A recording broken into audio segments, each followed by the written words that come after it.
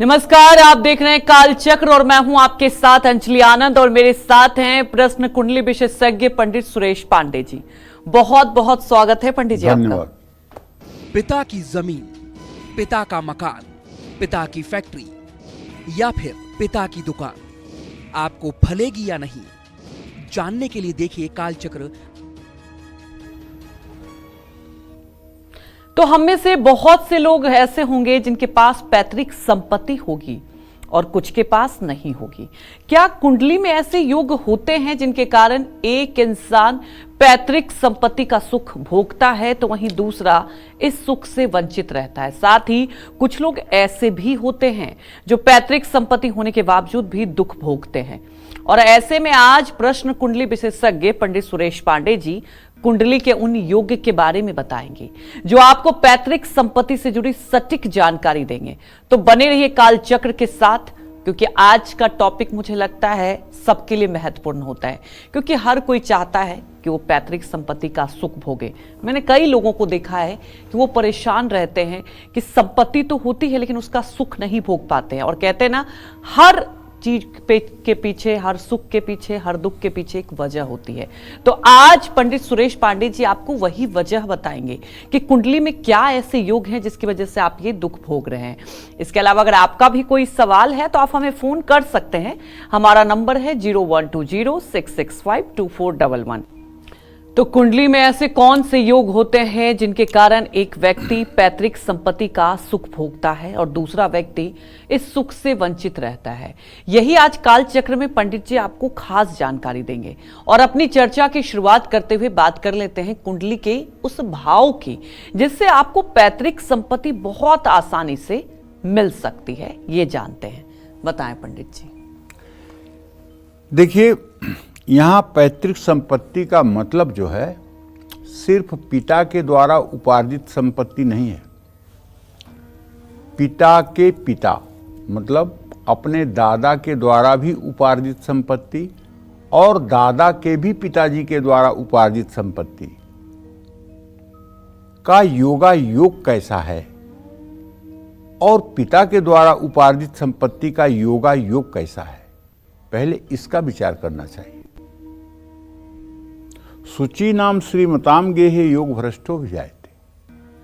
जो लोग पूर्व जन्म के योग भ्रष्ट होते हैं, योग भ्रष्ट का मतलब कुछ बुरा नहीं होता, योग भ्रष्ट का मतलब एक अच्छा योग है। जो जिन लोगों ने साधना की है, तपस्या की है पूर्व जन्म में, लेकिन उनकी सब तपस्या, उनकी साधना किसी तरह से पूरी नहीं हो पाई, अधूरे पे रह गई और उनका शरीर छूट गया। अब वो पुनः मनुष्य शरीर धारण करते हैं और शुचि नाम श्रीमताम गेहे, सम्मानित और श्रीमान लोगों के घर में जन्म लेते हैं। ऐसे लोग ऐसे परिवारों में नहीं जन्म लेते हैं जहां किसी तरह का अभाव होता है। ऐसे लोग ऐसे ही परिवारों में जन्म लेते हैं जहां सब प्रकार की सुख समृद्धि होती है और जहां हर प्रकार की सात्विकता और अच्छे विचार होते। ये गीता का श्लोक है, शुचि नाम श्रीमताम गेहे योग भ्रष्टो विजायते। जो लोग पूर्व जन्म में योग को पूर्ण नहीं कर पाए हैं, वही लोग इस बार श्रीमानों के घर आकर के उत्पन्न होते हैं और यहाँ अपने कर्म को पूरा करके पुनः वो सुंदर गति को प्राप्त होते हैं।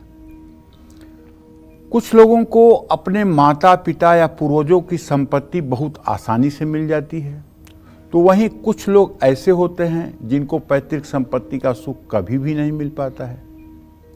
तो कुंडली में ऐसे कौन से योग होते हैं जिनके कारण एक व्यक्ति पैतृक संपत्ति का सुख भोगता है और दूसरा व्यक्ति इसी सुख से वंचित रहता है? यही कालचक्र में आज मैं आपको बताने वाला हूं। क्योंकि विषय ज्योतिष का है, हो सकता है कि मेरी सारी बातें आपके समझ में ना आए, क्योंकि ज्योतिष का विषय होने के कारण ज्योतिष की जब जानकारी आपको प्रारंभिक स्तर की होगी तब तो हमारी बातें आपको समझ में आएंगी। लेकिन अगर जानकारी प्रारंभिक नहीं होगी तो मेरी बातें हो सकता है आपके ऊपर ऊपर से निकल जाए। लेकिन मैं इसको अत्यंत सरल शब्दों में बताने की कोशिश करूंगा। अगर आप जरा सा भी ज्योतिष जानते हैं तो आप समझ पाएंगे। इसको एकदम सरल से सरल तरीके से और सटीक से सटीक तरीके से आपको बताने की कोशिश करूंगा, क्योंकि यद्यप देखिए सच्ची बात तो यह है कि अगर आध्यात्मिक दृष्टिकोण से देखा जाए तो कोई जमीन जायदाद प्रॉपर्टी किसी के साथ जाने वाली नहीं है। 1 सेंटीमीटर भी जमीन किसी के साथ आज तक गई नहीं है। पता नहीं कितने चक्रवर्ती सम्राट हुए, कितने सम्राट हुए, कितने राजाधिराज हुए, लेकिन 1 सेंटीमीटर भी जमीन कोई अपने साथ ले नहीं जा सका। लोग बिना मतलब के इसको अपना स्वामी मान लेते हैं और ये पृथ्वी हंसती है कि तू खुद मुझ में मिलने वाला है, तू मुझे क्या अपना स्वामी मेरा स्वामी तू अपने आप को क्या मान रहा है। लेकिन नहीं, जब तक हम माया मोह के बंधन में हैं, जब तक हम इस संसार में हैं, तब तक इन चीज़ों की आवश्यकता है। ऐसा नहीं है कि इन चीज़ों की आवश्यकता नहीं है। तो आपकी किस्मत में विरासत में मकान मिलने का सुख है या नहीं, ये ध्यान से सुनिए। अगर कुंडली के आपके 8वें भाव का स्वामी अगर उच्च राशि में, अपनी ही राशि में या खुद के त्रिकोण भाव में हो तो पैतृक संपत्ति मिलने की संभावना बहुत बढ़ जाती है। अब दूसरी एक बात बता रहा हूं, यदि आपके कुंडली में 8वें भाव में कर्क का बृहस्पति हो तो मुझसे गारंटी लिखवा लो कि आप जिधर नजर दौड़ाओगे उधर आपकी ही प्रॉपर्टी दिखाई देगी। पैतृक संपत्ति तो मिलेगी ही, आपके शरीर के रोम रोम से प्रॉपर्टी बन जाएगी। जिधर देखो आपका बगीचा, जिधर देखो आपका जमीन, जिधर देखो आपका मकान, जिधर देखो उधर। क्यों? केवल बृहस्पति ऐसा ग्रह है जो 8वें भाव में जब बैठता है मृत्यु स्थान में तो उसकी पूरी दृष्टि 4थे भाव पर जाती है।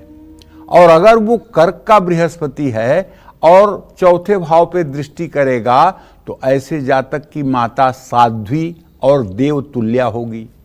ऐसे लोगों को सुख संपत्ति का सुख मिलेगा।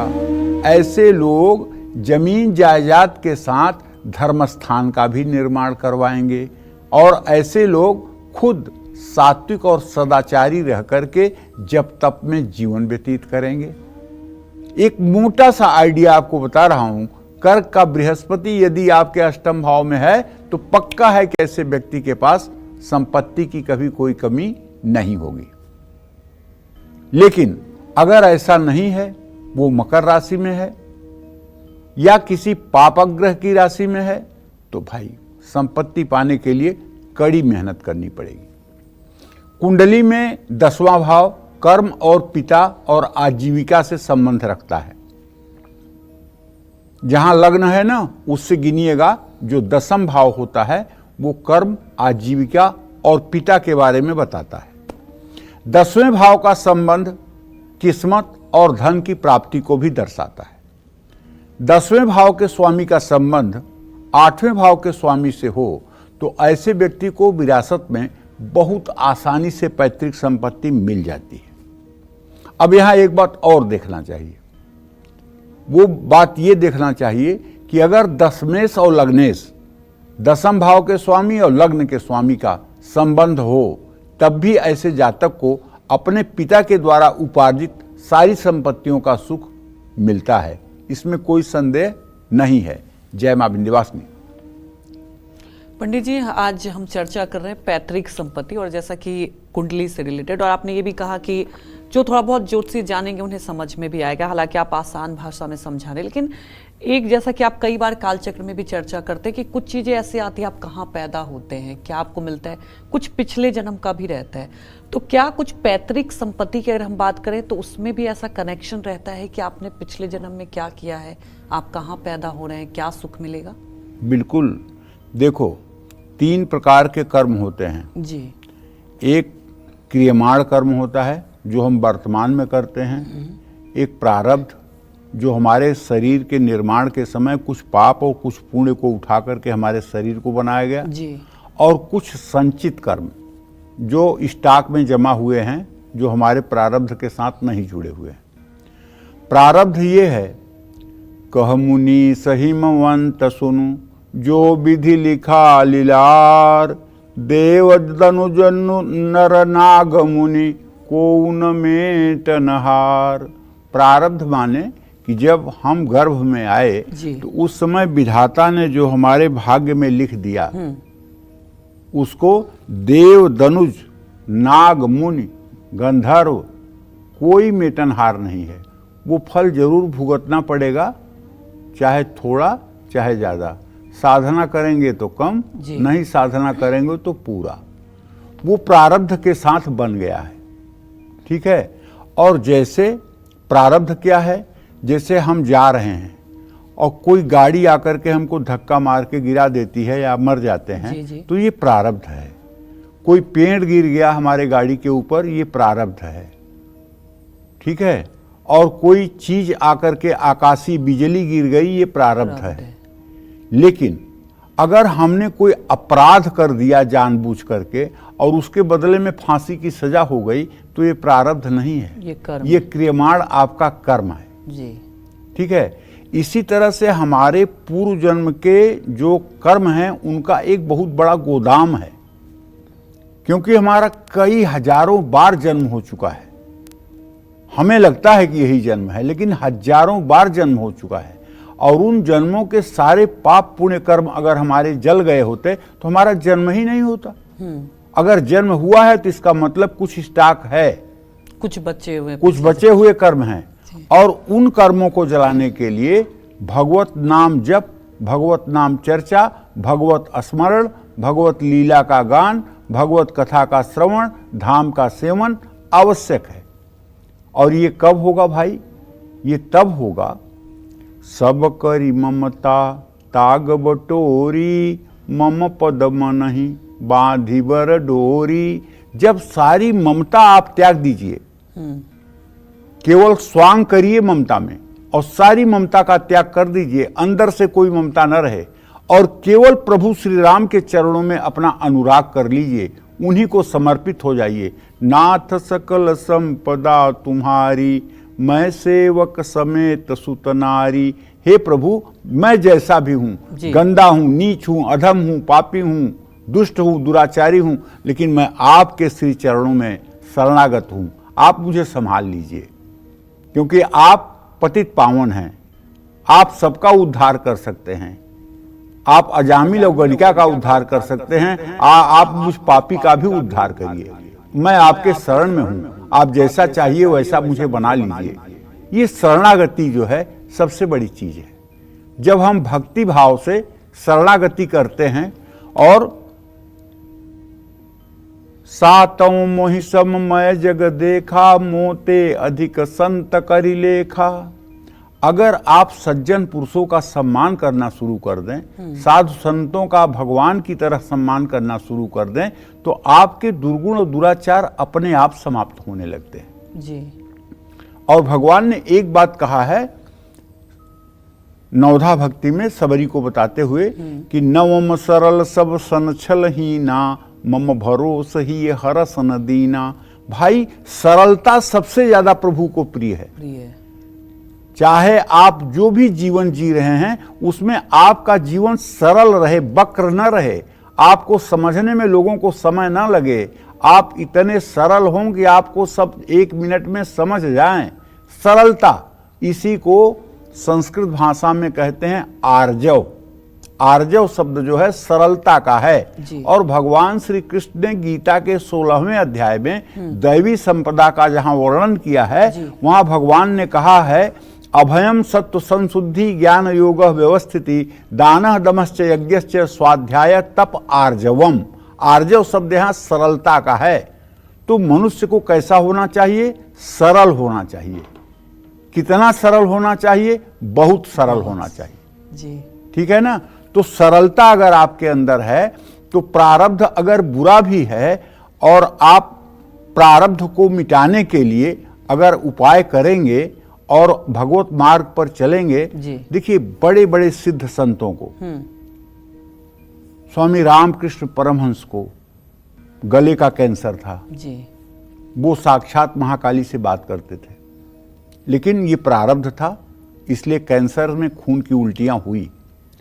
भाई हनुमान प्रसाद पोद्दार जी, साक्षात जिनके लिए कहा जाता है एक विमान आया था लेने के लिए विष्णुलोक से, गीता प्रेस के प्रमुख संपादक थे। जी जी। बहुत भजनानंदी और बहुत भगवत प्राप्त महात्मा थे। उनको भी पेट का कैंसर था। आज के परिवेश की बात करो तो साक्षात राधा कृष्ण स्वरूप, साक्षात सिद्ध की मूर्ति स्वामी प्रेमानंद जी महाराज जी जी वृंदावन में हैं, वो साक्षात श्यामा श्याम की प्रतिमूर्ति हैं। उन्हें भी 22 साल से किडनी का रोग है। तो ये प्रारब्ध है, और ये संत अपने तप के बल से अपने रोग को नहीं मिटाना चाहते हैं, क्योंकि वो जानते हैं कि ये नश्वर शरीर आज नहीं तो कल जलेगा, फिर इसको बचाने से क्या फायदा। हमें प्रभु को प्राप्त करना है, हमें अपने लक्ष्य को प्राप्त करना है, हमें इस शरीर से नहीं प्राप्त करना है। जो लोग इस शरीर को ज्यादा बचाने के चक्कर में पड़ते हैं ना, वो लोग मूर्ख हैं। क्यों? ये शरीर एक दिन जलेगा, इसको जितना खटा सकते हो खटा लो, जितना इससे काम करवा सकते हो करा लो, क्योंकि ये जलने वाली चीज है, ये अमर रहने वाली चीज नहीं है। तो इसलिए प्रारब्ध तो होता है जी। और प्रारब्ध के अनुसार ही सुख दुख मिलता है। यही बात भरत से जो है वशिष्ठ जी कहते हैं, सुनहु भरत भाभी प्रबल बिलखि कहेऊ मुनिनाथ, हानि लाभ जीवन मरण जसयप जस विधि हाथ। लेकिन भाई एक बात मैं और कहना चाहता हूं, मनुष्य जो है कबूतर नहीं है, सूअर नहीं है, कुत्ता नहीं है कि जो किस्मत में लिख दिया गया अब वही सब होने वाला है। हाँ, आप तपस्या करके और आप अच्छे कर्म करके अपने भाग्य को बदल सकते हैं। तभी तो मार्कंडे जी को 5 साल की आयु मिली थी, लेकिन उन्होंने महामृत्युंजय जप करके शिवलिंग को पकड़ करके 5000 वर्ष की आयु नहीं बल्कि अमर होने की आयु प्राप्त कर ली। भगवान शिव ने यमदूतों को रपट दिया।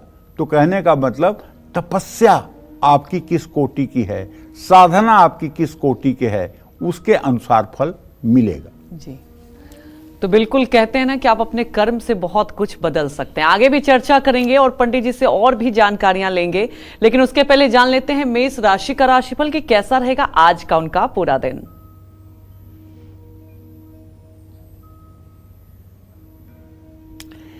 देखिए, मेष राशि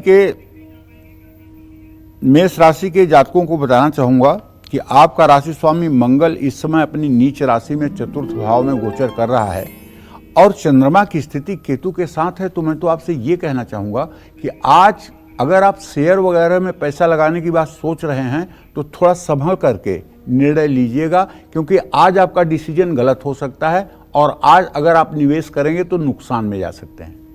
लेकिन अगर आप नौकरी करते हैं तो आज आपके काम का पूरा क्रेडिट आपको मिलेगा। अगर आप विवाह के योग्य हैं तो आपके शादी की बात आगे बढ़ सकती है। किसी प्रकार के एडिक्शन और नशे से आपको दूर रहना चाहिए, वरना सेहत बिगड़ सकती है। पुराने विवादों को तूल ना दें। केसर का तिलक अपने माथे पर लगाएं। शुभ अंक आपके लिए 5 है। शुभ रंग आपके लिए केसरिया है। जय मां विंध्यवासिनी। तो अब जान लेते हैं वृषभ राशि का राशिफल कि कैसा रहेगा आज का उनका पूरा दिन। बताएं पंडित जी। देखिए, वृषभ राशि के जातकों को बताना चाहूंगा कि आपका राशि स्वामी शुक्र है, जो इस समय धनु राशि में अष्टम भाव में गोचर कर रहा है, लेकिन आपके राशि में बृहस्पति है। एक बात आप जान लीजिए, वाहवाही और दिखावे के चक्कर में आज आप पैसा खर्च करेंगे। ऑफिस में अपनी मौजूदगी में ही आप काम कराएं। किसी दोस्त से आपको उपहार मिल सकता है। आज भूल करके भी बाहर का भोजन न करें। आज गैजेट्स का ज़्यादा प्रयोग न करें। गाय को रोटी खिलाएं। शुभ अंक आपके लिए 1 है। शुभ रंग आपके लिए जामुनी है। जय मां विंध्यवासिनी। तो कुंडली में कौन से ग्रहों का शुभ योग आपके भाग्य में पैतृक संपत्ति का योग बना सकता है, ये जानते हैं। बताएं पंडित जी। देखो, सूर्य और चंद्रमा अगर 8वें भाव में मजबूत स्थिति में हों या किसी भी तरह से शुभ संबंध बना रहे हों तो पैतृक संपत्ति मिलने की संभावना प्रबल हो जाती है। कुंडली में 4थे भाव में चंद्रमा पैतृक संपत्ति की प्राप्ति कराता है। 2 भाव में द्वितीयेश के साथ मंगल पैतृक संपत्ति दिलाता है। चतुर्थ भाव में मंगल से दृष्ट हो तो विरासत में मकान मिलता है। 10वेश चतुर्थ भाव में हो तो पैतृक मकान का सुख प्राप्त होता है। लग्न का स्वामी 10म के साथ 4थे भाव में हो तो व्यक्ति को शासकीय आवास मिलता है। ऐसे लोग पूरे जीवन सरकारी बंगले में पड़े रहते हैं, मतलब 22 साल 23 साल की उम्र से लेके 60 साल की उम्र तक सरकारी घर में ही रहते हैं ऐसे लोग, पक्की बात मान लीजिए। और अगर आपके चतुर्थ भाव को पूर्ण दृष्टि से देखे तो आपके एक नहीं पता नहीं कितने घर होते हैं, और एक नहीं पता नहीं कितने शहरों में होते हैं। अगर द्वितीय भाव में बैठा हुआ शनि और चतुर्थ भाव पर उसकी पूरी दृष्टि जा रही है और वहां मान लो मकर या कुंभ राशि है, तब ऐसे आदमी के पास अनगिनत मकान रहेंगे। इसी तरह से चतुर्थ भाव पर पूर्ण दृष्टि, बृहस्पति अगर व्यय भाव में बैठा हुआ है तो उसकी दृष्टि जो है चतुर्थ भाव पर पूरी जाएगी। ऐसे में जो जिस व्यक्ति की कुंडली में ये योग होगा वो अपने जन्मस्थान पर नहीं, जन्मस्थान से दूर हट करके बहुत सुंदर मकान बनाएगा, बहुत सुंदर मकान बनाएगा, लेकिन अपने जन्मस्थान पे नहीं बनाएगा, जन्मस्थान से दूर हटकर बनाएगा। लेकिन अगर चतुर्थ भाव में बृहस्पति बैठा हुआ है और वो कर्क राशि के अलावा किसी राशि में है तो आप जितने मकान के लिए टोकन मनी देंगे आपकी टोकन मनी डूब जाएगी। जितने मकान की आप बुकिंग करेंगे वो आपका बिल्डर डिफॉल्टर हो जाएगा। जितने मकान के लिए आप पैसे खर्च करके मकान खरीद लेंगे वो मकान किसी न किसी कारण से आपको बेचना पड़ जाएगा। इसलिए अगर किसी के चतुर्थ भाव में बृहस्पति हो तो उसे भूल करके भी अपने नाम से वाहन और मकान नहीं लेना चाहिए। उसे अपने माता पिता पत्नी पुत्र के नाम से ही वाहन और भूमि लेना चाहिए। यदि बहुत जरूरी है, पत्नी के नाम से लोन नहीं हो सकता, आपके नाम से लोन होगा तो पत्नी का नाम पहले रखें, अपना नाम बाद में रखें, तब भी आपको मकान का सुख मिल सकता है। गृह प्रवेश में संकल्प पत्नी के नाम से करें और मन में ये माने कि इस घर की गृह स्वामिनी मेरी पत्नी या मेरी माँ या मेरे पिता हैं, क्योंकि स्थान हानि करो जीवो स्थान वृद्धि करो शनि। बृहस्पति चतुर्थ भाव में बैठते ही पैतृक संपत्ति का गड़बड़ कर देता है। अगर ये कर्क राशि के अलावा किसी राशि में है तो आप चाहे जितने बुद्धिमान हैं लेकिन प्रॉपर्टी का हर डिसीजन आपसे गलत होगा, आप हर समय डिसीजन गलत लेंगे। इसलिए ये ध्यान रखने की जरूरत है, यद्यपि केंद्र का बृहस्पति बहुत अच्छा होता है लेकिन चतुर्थ भाव का बृहस्पति संपत्ति के मामले में, प्रॉपर्टी के मामले में, वाहन के मामले में अच्छा नहीं होता है। जय मां विंध्यवासिनी। तो अब जान लेते हैं मिथुन राशि का राशिफल कैसा रहेगा आज का उनका पूरा दिन, बताएं पंडित जी। मिथुन राशि के जातकों को बताना चाहूंगा कि देखिए आपका राशि स्वामी बुध इस समय सूर्य के साथ वृश्चिक राशि में गोचर कर रहा है, आपके द्वितीय भाव में मंगल है।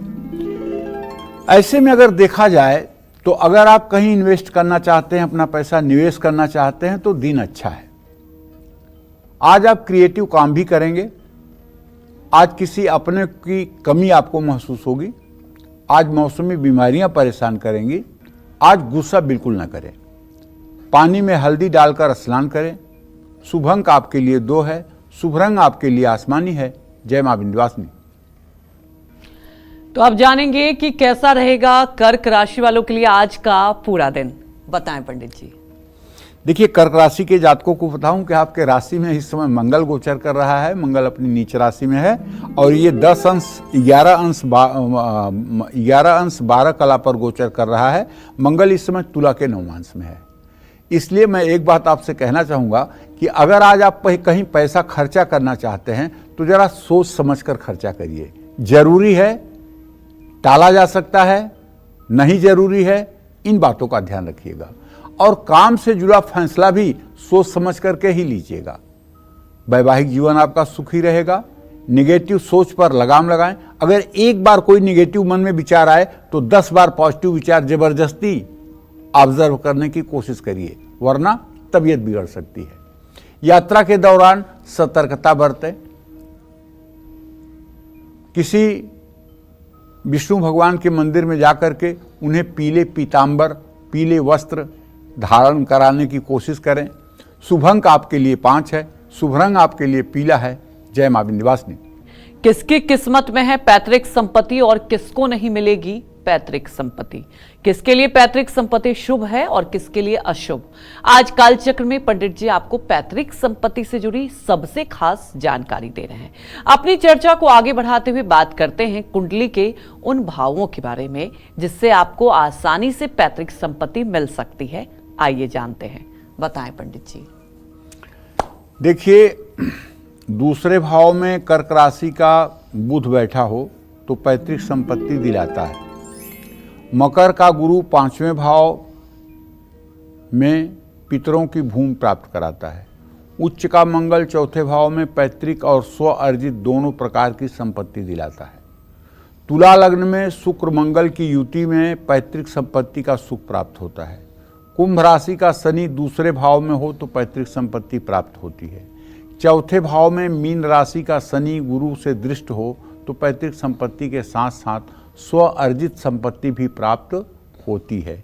ये सब कुछ ऐसे योग हैं जो पैतृक संपत्ति को देने वाले हैं, साथ साथ अपने भुजबल से भी, अपने पराक्रम से भी ऐसा व्यक्ति पैतृक संपत्ति को प्राप्त करता है। जय मां विंध्यवासिनी।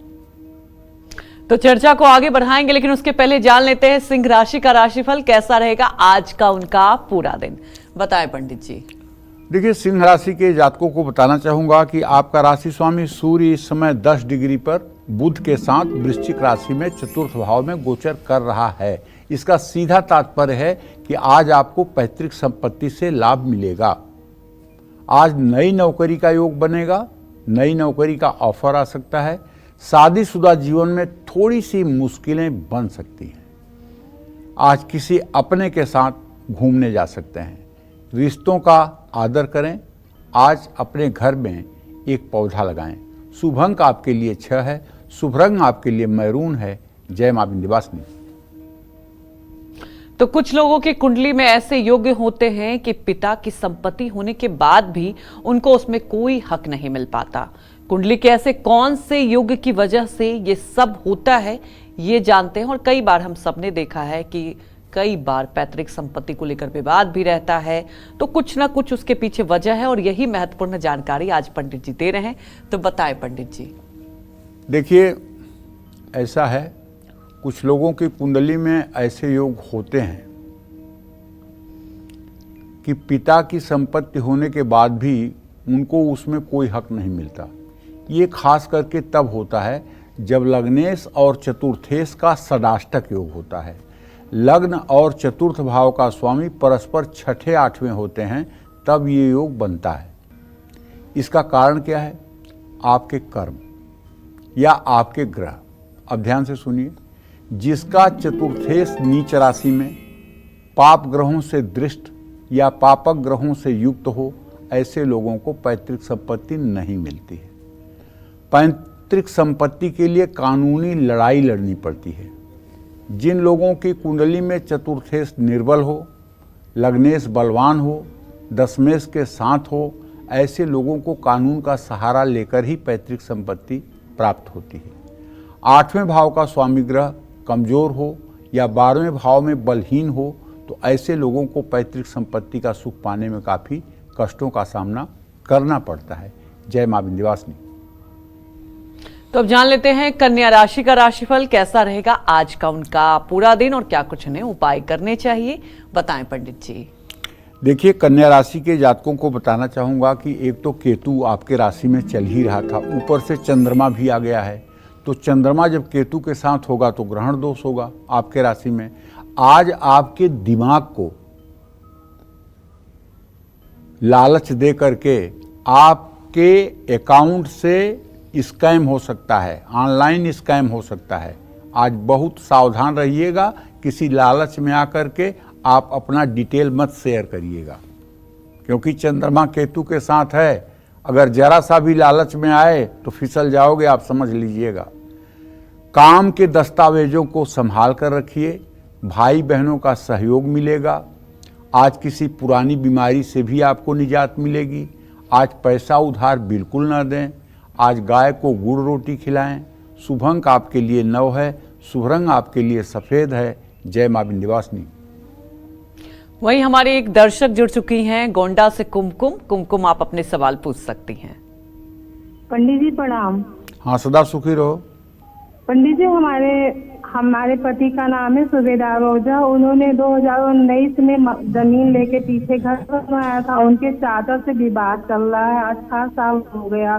वो विवाद खत्म होने का नाम नहीं ले रहा, उसका कोई उपाय बताइए। और हमारा बड़ा बेटा है 29 जनवरी 2001, वो पढ़ रहा है BSc की पढ़ाई, तो उसका शादी का योग और नौकरी कब तक लगेगी। और पंडित जी, जो ये पटीदार की जो जमीन के विवाद चल रहा है, उससे हम सब बहुत परेशान रहते हैं, दिमाग की टेंशन बना रहता है। उसका कोई उपाय बता दीजिए कि फाइनल हो जाए। कब तक फाइनल होगा ये विवाद? देखिए, ऐसा है बेटा कुमकुम, आपने जो पूछा है ना, तो बताऊं आपको कि 8 मई 2025 के बाद, 8 मई 2025 के बाद और 8 अप्रैल 2026 से पहले 16 समझौते के माध्यम से जमीन विवाद का हल निकलेगा। कोर्ट के आदेश के अनुसार जमीन का डिसीजन नहीं होगा, बल्कि 16 समझौते के आधार पर ही डिसीजन होगा। लेकिन अभी 8 मई 2025 तक इसमें कुछ होता हुआ दिखाई नहीं दे रहा है। अगर आप चाहते हो कि इसमें आपको न्याय मिले, तो आप अपने पतिदेव से कहिए कि बुधवार के दिन सफ़ेद तिकोने रंग का झंडा बनवा करके उसमें बीच में लाल कलम से या लाल ब्रश से ओम लिखवा करके और उसे किसी पीपल के पेड़ में बुधवार को बांध दें। ऐसा करने पर 6 महीने के अंदर प्रॉपर्टी में आपको जो लाभ मिलना चाहिए उसकी संभावना बन जाएगी। जहाँ तक आपने कुमकुम अपने बेटे के लिए प्रश्न पूछा है, तो बता दूं कि अभी वो 23 साल का हुआ है। उसके 10वें भाव का स्वामी शुक्र है, शुक्र शनि का इत्थसाल है। इसके नौकरी के लिए ज़्यादा तुम्हें चिंता का विषय नहीं है। ये होनहार है और ये अपना रास्ता खुद से निकाल लेगा, इसमें कोई संदेह नहीं है। और बहुत जल्दी 25 साल की उम्र के पहले ये रोजगार परक हो जाएगा। हाँ, विवाह के बारे में जो पूछा है, तो सूर्य शनि की स्थिति ऐसी है, विवाह 25वें से लेकर 27वें वर्ष तक कभी भी हो सकता है और अच्छा विवाह होगा। जय मां विंध्यवासिनी। तो चर्चा को आगे बढ़ाते हैं। बहुत से लोग ऐसे भी होते हैं जिनको पैतृक संपत्ति मिलने के बावजूद भी सुख चैन नहीं मिलता है। पैतृक संपत्ति मिलते ही दुख, दरिद्रता और कष्ट बढ़ने लगते हैं। ऐसा कौन सा ग्रह की स्थिति की वजह से ये होता है, ये जानते हैं पंडित जी से। बताएं पंडित जी। देखिए, अगर किसी पैतृक संपत्ति की प्राप्ति आपको हो रही है, तो कुछ लोग उसको पाकर कभी सुखी नहीं रह पाते हैं। पैतृक मकान में रहते हैं तो दरिद्रता, दुख, कष्ट बढ़ने लगते हैं। ऐसा किन लोगों के साथ होता है, कौन सी ग्रह स्थितियों के कारण होता है, ये आपको जानना जरूरी है। ध्यान से सुनिए, क्योंकि हो सकता है कि आप पैतृक संपत्ति में रह रहे हों और आपके साथ भी ऐसा हो रहा हो।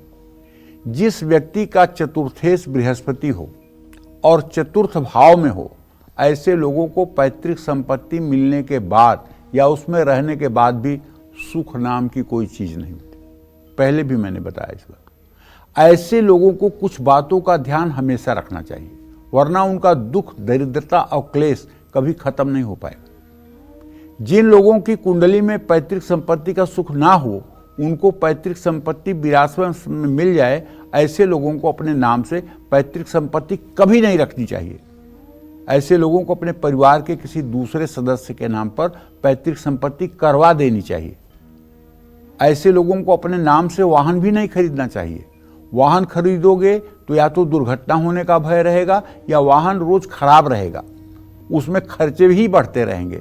इन बातों का अगर आप ध्यान देंगे तो जरूर सफलता मिलेगी। जय मां विंध्यवासिनी। तो अब जान लेते हैं तुला राशि का राशिफल कैसा रहेगा आज का उनका पूरा दिन। बताएं पंडित जी। देखिए, तुला राशि के जातकों को बताना चाहूंगा कि आपके राशि में कोई ग्रह नहीं है। आपका राशि स्वामी शुक्र इस समय धनु राशि में 22 अंश 49 कला पर गोचर कर रहा है और आपके चतुर्थ भाव का स्वामी भी मतलब कि बृहस्पति है। ऐसे में घरेलू कार्यों पर बजट देख करके ही खर्चा करें और यदि आप विद्यार्थी हैं तो पढ़ाई पर पूरा फोकस करिए। परिवार के साथ अच्छा समय व्यतीत होगा, स्वास्थ्य अच्छा रहेगा। खुद के लिए कुछ समय निकालिए, राम दरबार की पूजा करिए। शुभ अंक आपके लिए 6 है, शुभ रंग आपके लिए नीला है। जय मां विंध्यवासिनी। तो हमारे एक दर्शक उन्नाव से जुड़ चुके हैं, शशिकांत। शशिकांत, आप अपने सवाल पूछ सकते हैं। जय मां विंध्यवासिनी पंडित जी। जय मां विंध्यवासिनी। पंडित जी, हमारी बड़ी बहन है तो उनका जो बेटा है उसका नाम कार्तिक है, तो वो बहुत शैतानी कर रहा, पढ़ाई लिखाई नहीं कर रहा बिल्कुल भी। और कितने साल का है? 14 साल का है पंडित जी। अच्छा, तो पढ़ाई नहीं कर रहा। हालांकि उसके बारे में आपने जब भी बताया अच्छा ही बताया, लेकिन वो बहुत मतलब अजीब अजीब हरकतें कर रहा है। अब देखो, प्रश्न के हिसाब से तो मुझे वो बुद्धिमान दिखाई दे रहा है। पढ़ाई नहीं कर रहा है, इसके पीछे तो एक कारण ये भी हो सकता है कि घर का माहौल पढ़ाई का, एजुकेशन का ना हो, घर में पढ़ाई की चर्चा ना होती हो, घर में दूसरों की प्रशंसा ना होती हो, ऐसी भी बात हो सकती है। क्योंकि इसके विद्या भाव का स्वामी सूर्य मंगल के साथ जो है वो पंचम नवम की स्थिति में है। इसके टैलेंट में तो कोई कमी नहीं है। हाँ, आप एक काम करिए, मुझे जो लग रहा है, अनंत मूल की जड़ लाल धागे में बांधकर मंगलवार को इसके गले में धारण करवा दीजिए।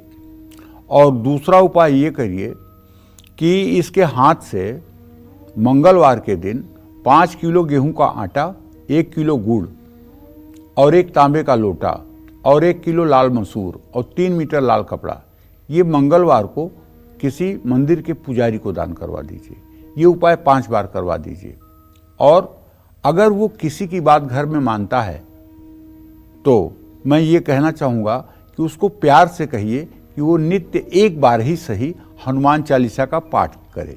अगर ये 100 दिनों तक हनुमान चालीसा का पाठ करने लगेगा तो ये धीर गंभीर हो जाएगा और अपनी जिम्मेदारियों को समझेगा। बिल्कुल घबराने की बात नहीं है। हाँ, आप अपनी बहन जी से कहिए कि आपकी बहन जी, जैसे हमारे अकाउंट में अगर पैसा है तो मैं आपके अकाउंट में ट्रांसफ़र करूं, कोई रोक सकता है? मुझे नहीं रोक सकता है। उसी तरह से आप अपने बहन जी से कहिए कि वो 1 घंटे सुबह शाम बैठकर राम कृष्ण हरि में जो नाम उनको प्रिय लगे, राम राम, सीता राम, राधा कृष्ण, शिव शिव, नमः शिवाय, जो नाम उनको प्रिय लगे, 1 घंटे बैठकर सुबह शाम पूजा स्थान में जप करें और भगवान से प्रार्थना करें कि आप मेरे बेटे को सद्बुद्धि दीजिए। अगर ये प्रार्थना शुरू हो गई तो इसका असर 1 साल के अंदर इतना तगड़ा दिखाई देगा जिसकी कोई सीमा नहीं। जय मां विंध्यवासिनी। अगर आपका पैतृक संपत्ति का सुख पाना चाहते हैं तो आपको कौन से उपाय करने चाहिए, ये जानते हैं पंडित जी से। बताएं पंडित जी। देखिए, पैतृक संपत्ति प्राप्त करने के लिए कुछ उपाय आपको बताना चाहूँगा। जैसे हनुमान जी की पूजा करनी चाहिए, मंगल स्तोत्र का पाठ करना चाहिए क्योंकि मंगल पृथ्वी का कारक है। ललिता सहस्र नामावली का एक पाठ रोज करना चाहिए, लेकिन ललिता सहस्र नामावली का पाठ तभी फलेगा जब कोई आपको पाठ करने के लिए ललिता सहस्र नाम का उपासक आदेश करे। आप अपने मन से किताब लेकर के पढ़ लीजिए, आप अपने मन से पूरा संविधान की किताब पढ़ लीजिए, पूरा IPC CRPC पढ़ लीजिए, तो आपके फांसी देने से किसी को फांसी थोड़ी होगी। आप जब जज बनेंगे तब ना आपका आदेश माना जाएगा। तो इसी तरह से बिना किसी से दीक्षित हुए केवल ललिता सहस्त्रनाम पढ़ लेने से लक्ष्मी आकर के नहीं बैठने वाली है। वो साधक कोई होगा श्री महाविद्या का, वो जब आपको आदेश करेगा तब आप उस काम को करेंगे, तब वो काम आपके लिए कामधेनु के समान फलदायी होगा। भगवान गणेश का लड्डू और दुर्वांकुर से सहस्रार्चन कराना चाहिए। 1000 लड्डू और 1000 दुर्वा गणेश जी की मिट्टी की मूर्ति लाकर चतुर्थी तिथि पर विधिवत राजोपचार पूजन करके 1000 लड्डू 1000 दुर्वांकुर भगवान गणेश को समर्पित करना चाहिए गणेश सहस्र नामावली से। पक्का मानिए, अगर ये उपाय साल में एक बार होने लगा तो आपके संपत्तियों का कोई और छोर नहीं रहेगा। पक्की बात है। लेकिन ये सब चीजें तो हैं माया मोह में बांधने वाली। अब ज्योतिष का काम ही है माया मोह में बांधना। ज्योतिष का काम भगवान की तरफ लगाना थोड़ी है। ज्योतिषी का काम है कि अगर तुम भगवान की तरफ लगे हुए भी हो तो तुम्हें खींच करके वो माया मोह में लगा दे। ये ज्योतिषी का काम है। क्यों? एक घर है 2 घर हो जाएगा, आपका बेटा IAS हो जाएगा, आपकी बेटी राजरानी बन जाएगी, आपका पोता पूरी दुनिया में नाम करेगा। अब आप खुश माया मोह में जकड़ गए। भगवान की तरफ जाने की बात थोड़ी करेंगे कि आप भगवान की तरफ जाइए, भगवान का भजन करिए, अरे ये दुनिया असत्य है, मिथ्या है। ये सब बात कोई ज्योतिषी करेगा तो आप उसको दक्षिणा नहीं देंगे, आप उसकी बात नहीं सुनेंगे। ये बात कहने वाले तो बहुत साधु संत हैं। तो इसलिए ज्योतिष का काम ही है माया मोह में आपको फंसा देना। लेकिन मैं कहूँगा माया मोह में फंसते हुए भी अपनी अपनी अंतिम यात्रा के लिए भी थोड़ी थोड़ी तैयारी सब लोग रखिए, क्योंकि हमें अंतिम यात्रा भी करनी है। उसकी तैयारी के लिए भी रोज कुछ न कुछ तैयारी रखिए, कुछ न कुछ निस्वार्थ भाव से रोज ऐसा करिए जो आपके अंतिम यात्रा में भी सहायक हो। यही कहना चाहूँगा। जय माँ विंध्यवासिनी। तो देखिए, पंडित जी ने आपको उपाय भी बताया और सबसे बड़ी बात यही है कि बहुत लोग ऐसे हैं जो पैतृक संपत्ति को लेकर, धन संपत्ति को लेकर परेशान रहते हैं। लेकिन पंडित जी ने वो मूल मंत्र भी आपको दे दिया कि आपको अंतिम यात्रा की तैयारी करनी चाहिए। इन मोह माया से कहीं ना कहीं अपने आप को थोड़ा सा दूर ही रखिए। और अब चर्चा को आगे बढ़ाएंगे, लेकिन उसके पहले जान लेते हैं वृश्चिक राशि का राशिफल कैसा रहेगा आज का उनका पूरा दिन। बताएं पंडित जी। देखिए, वृश्चिक राशि के जातकों को बताना चाहूँगा, आज अगर जरा सा भी आपने ओवर कॉन्फिडेंस दिखाने की कोशिश की तो आप विश्वास मानिए आपके व्यय भाव का स्वामी धन भाव में है, पक्का पैसे का बढ़िया नुकसान हो जाएगा और आप हाथ मलोगे। अपना व्यवहार ठीक रखिए। किसी करीबी से कोई शुभ समाचार मिलेगा। बुखार जुकाम ये परेशान कर सकते हैं आपको। किसी का अनादर भूल करके भी न करिए। आज शिवलिंग पर जलाभिषेक करिए। शुभ अंक आपके लिए 4 है। शुभ रंग आपके लिए हरा है। जय मां विंध्यवासिनी। और चलिए बात कर लेते हैं धनु राशि की कि क्या कहता है धनु राशि का राशिफल, कैसा रहेगा आज का उनका पूरा दिन। बताएं पंडित जी। धनु राशि के जातकों को बताना चाहूंगा कि आपके राशि में शुक्र की स्थिति है। पैसों से जुड़ा अगर कोई मसला है तो वो हल हो सकता है। कारोबार में छोटी मोटी परेशानियां आ सकती हैं, घबराने की कोई बात नहीं है, लेकिन किसी निकटस्थ व्यक्ति के द्वारा आज आपको कोई शुभ समाचार मिलेगा।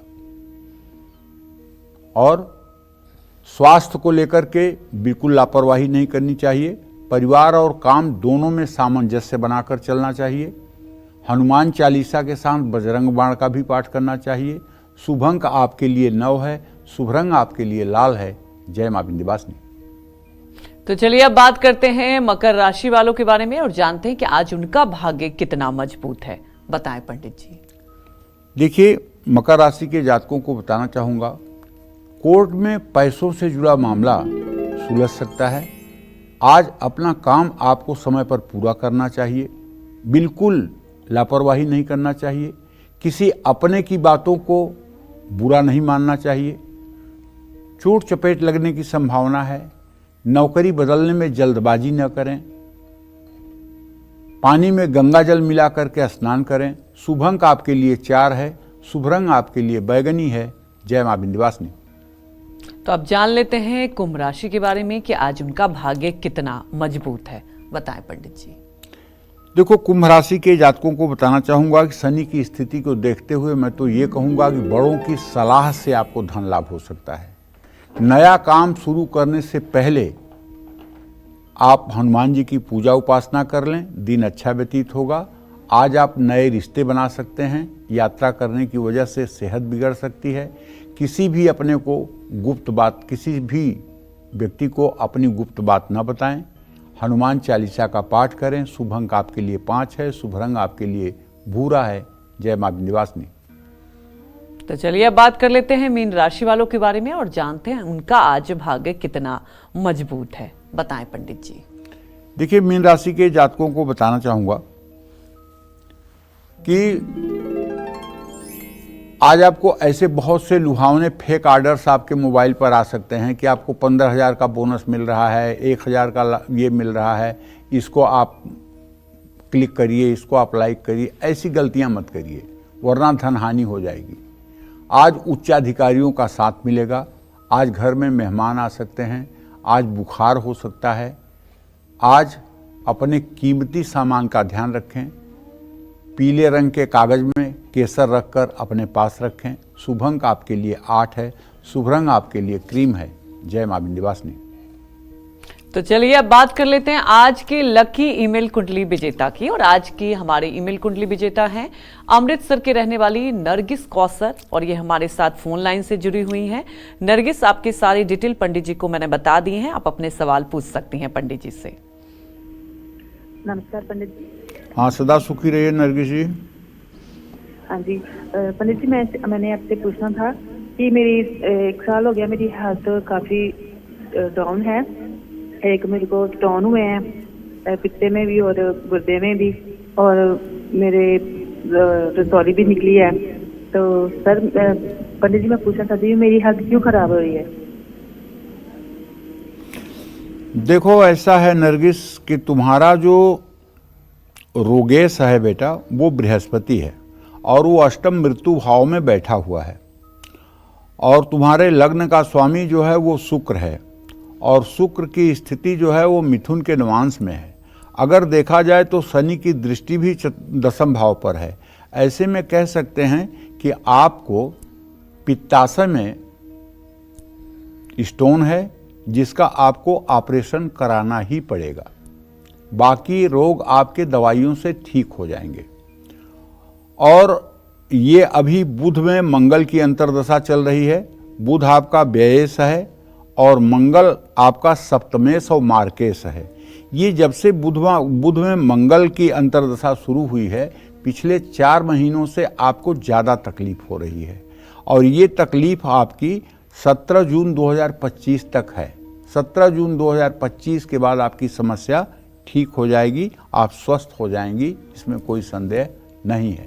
जय मां विंध्यवासिनी। जिन लोगों की कुंडली में चंद्रमा कमजोर होने के कारण मन कमजोर है, आत्मविश्वास की कमी है, तो आपको कौन से आसान और अचूक उपाय करने चाहिए, ये जानते हैं। बताएं पंडित जी। जिन लोगों की जन्म कुंडली में चंद्रमा कमजोर है, अब चंद्रमा कमजोर का मतलब चंद्रमा नीच राशि में, वृश्चिक राशि में हो या नीच के नवांश में हो या शनि के साथ हो या राहु के साथ हो या केतु के साथ हो या राहु केतु जैसे 2 पापक ग्रहों के मध्य हो या केतु जैसे मतलब पापक ग्रह के साथ हो, तो चंद्रमा कमजोर ही माना जाएगा। ऐसे आदमी का मन हर समय नकारात्मक ऊर्जा से परिपूर्ण रहता है और ऐसे आदमी के चेहरे पर कभी आपको आत्मविश्वास नहीं झलकता दिखाई देगा और आत्मविश्वास की कमी भी हो जाएगी। मन में हर समय अनजाना भय बना रहेगा, अपने भविष्य को लेकर हर समय चिंतित रहेगा, उदासी चेहरे पर रहेगी। ऐसे लोगों को पहला काम तो ये करना चाहिए, चांदी के गिलास में पानी पीना चाहिए। दूसरा जो उपाय गारंटी वाला है वो ये है, छाती की बात कह रहा हूं, आजमाई हुई बात कह रहा हूं, करके देखिएगा। ओम जूम सह, इस मंत्र का 24-24 मिनट सुबह शाम भगवान शिव का ध्यान करके जप करना शुरू करिए। 1 साल के अंदर आपका पूरा ढांचा न बदल जाए तो आप कहिए। 24-24 मिनट सुबह शाम ओम जूम सह भगवान शिव का ध्यान करके आप करिए। कांच के गिलास में दूध या पानी पीने से परहेज करिए। पानी में कच्चा दूध मिलाकर पीपल के पेड़ में अर्पित करिए।